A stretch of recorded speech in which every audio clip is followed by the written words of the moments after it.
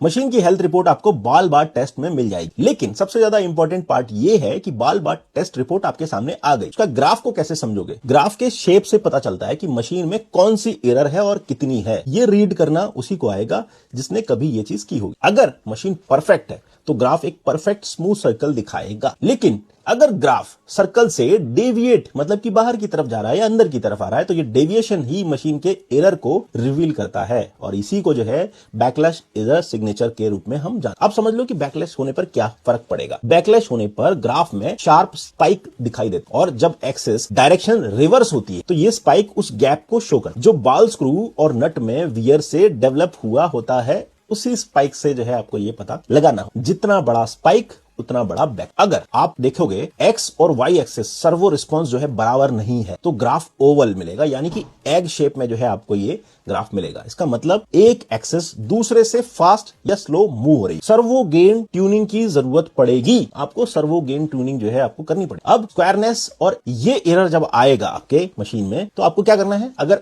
X और Y axis एक दूसरे पर परफेक्टली 90 डिग्री नहीं है तो ग्राफ डायमंड शेप का दिखाई देगा। ये स्क्वायरनेस अलाइनमेंट एरर जिसे मैकेनिकल अलाइनमेंट से करेक्ट किया जाए। अगर आपका जो ग्राफ वो यूनिफॉर्मली बड़ा या छोटा दिखे तो ये फिर आपका स्केलिंग एरर है। स्केलिंग मतलब कि छोटा या बड़ा करते हैं ना जब हम कंपोनेंट को, तो उसमें एरर आता है। अब इसका मतलब क्या है? इनकोडर जो है काउंट मिसमैच हो रहा है, या फिर जो है स्केलिंग फैक्टर, जो आपने स्केलिंग फैक्टर दिया मशीन में वो आपका गड़बड़। ग्राफ एक्सपैंड हो तो पॉजिटिव स्केलिंग आपको करनी पड़ेगी, और अगर सिंक हो रहा है मतलब छोटा हो रहा है तो फिर आपको नेगेटिव स्केलिंग जो है करनी पड़ेगी। ये चीज आपको देखनी पड़ेगी। ये वही कर सकता है जिसको मशीन की नॉलेज। अगर ग्राफ की बाउंड्री में वेव्स या साइनोसोडल जो है टर्म्स या पैटर्न्स आपको दिखाई दे रहा है तो ये साइक्लिक एरर है, यानी कि आपको साइक्लिक एरर का साइन जो है आपको इसमें शो करेगा। अब इसका रीजन क्या है? इसका रीजन होता है बॉल स्क्रू पिच वेरिएशन, या फिर आपका जो है जो बॉल आपने लगाया है मशीन में वो डैमेज कर रहा है। ठीक है, ऐसे में आपको स्क्रू रिप्लेसमेंट करना पड़ेगा या फिर ओवर साइज बॉल रिपेयर करना पड़ेगा। मतलब कि जो बॉल है उसके अंदर स्क्रू के अंदर डलती है बॉल स्क्रू में, वो बड़े साइज की आपको डालनी पड़ेगी,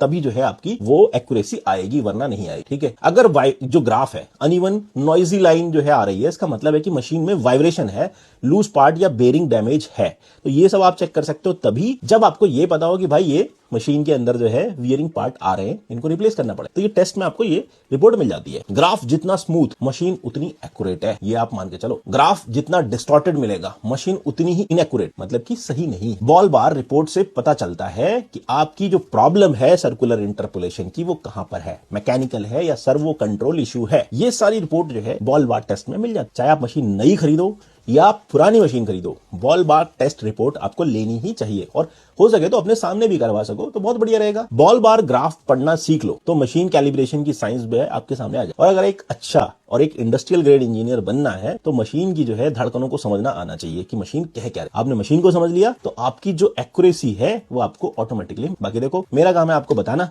कि कैसे आप मशीन को सेलेक्ट कर सकते हो, ये आपका काम है, मानना न मानना। मेरा नाम है रितिन यादव और आप देख रहे हो सिग्मा यूथ इंजीनियर्स अकेडमी।